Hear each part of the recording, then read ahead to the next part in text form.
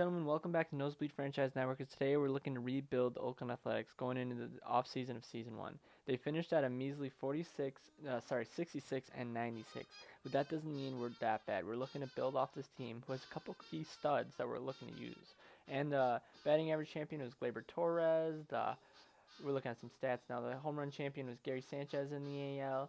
And then the RBI leader was Carlos Correa in the AL with 129. In the NL, also Steven Piscotty had 110 RBIs and he had a 934 OPS. And then in the AL wins was Chris Sale with 20. And then saves was Matt Barnes with 52 for the Red Sox.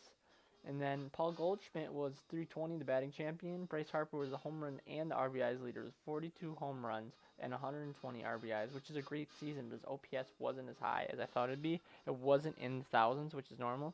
And the wins leader for the NL was Miles Mikolas. Felipe Vasquez was the saves leader, a 0-0 record with just 48 saves. Ian Happ was one of the top batting wars, which we want to show you with the 5.2 WAR here. Carlos Correa was the American MVP. And then the next award was Chris Sale winning a Cy Young with 20 wins and a 4 record and a 2.25 ERA. And Yossi Kikuchi, who we faced in Episode 1, was the Rookie of the Year. Steven Piscotty was this American League Silver Slugger. Bryce Harper won the MVP for the Phillies. Max Scherzer won the Cy Young for the Nationals. And we get into some stats here. We're going to look today at Ian Happ. Ian Happ is going to be our superstar as we signed him to a mega extension in the offseason. You'll see that later. But he had an OPS of over 1,000 with a slugging of 417 and an on-base of 389.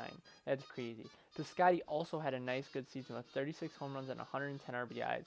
With that kind of stats, if he does that every year, he's looking to be one of our stars. And Dominic Smith had a 254 average with 7 home runs and 15 RBIs. He's not looking great, but he's something we're looking to build towards the future. Chris Davis had an off season, which makes me not want to bring him back for the $17 million we were paying him, because he had a 254 average with 30 home runs and 86. It's not bad, but it's not good.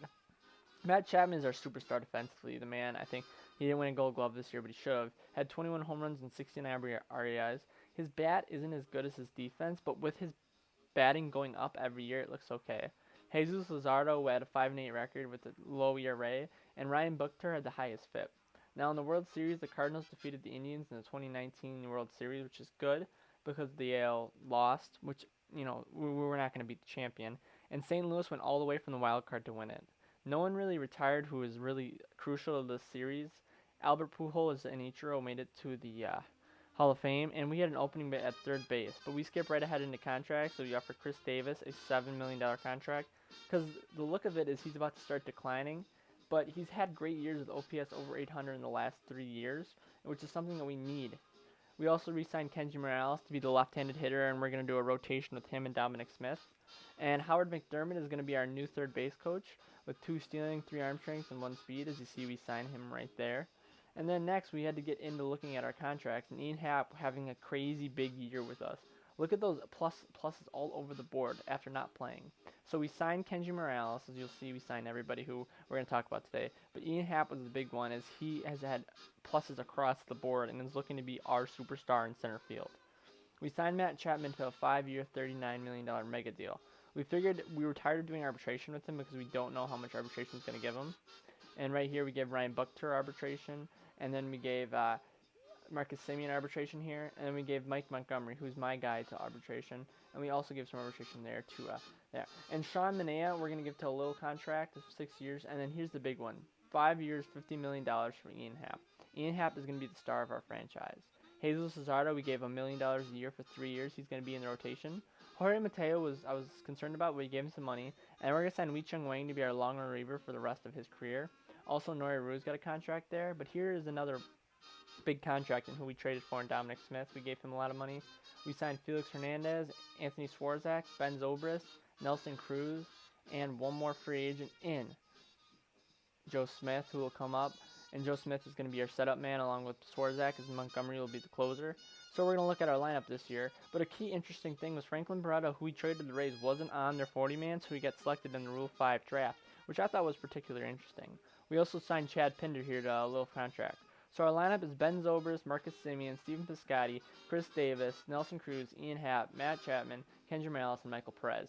That's going to be the opening day versus right-handed hitters, because Zobrist is going to be some guy who brings age and versatility to our team, along with Marcus Semien, who I'm still 50-50 on. I'm going to draft a shortstop in the draft. Marcus Semien is not the guy I want, along with Chris Davis. Chris Davis, I'm going to try and keep along as possible because he started on the A's, but it's not going to be like that, as we're going to look to replace every position over there. And Sean Ryan Murphy will take the starting catcher's job, as Sean Ryan Murphy has bumped up and been a star for us in the spot that he's in. So if we look at the left-hand hitting, we have the left-handed hitting is going to be Ian Happ, Stephen Piscotty, Nelson Cruz, Chris Davis, Matt Chapman, Zobrist in the 7th spot, Semien, Morales versus lefty because he hits him well, and then Murphy at catcher. So we have Smith playing righties that we didn't see that before, and that's okay. We're looking to have a big jump in contact, as last year we were a great hitting team, but we weren't as good as we needed to be to make the playoffs, so I made an emphasis on focus on hitting in the offseason.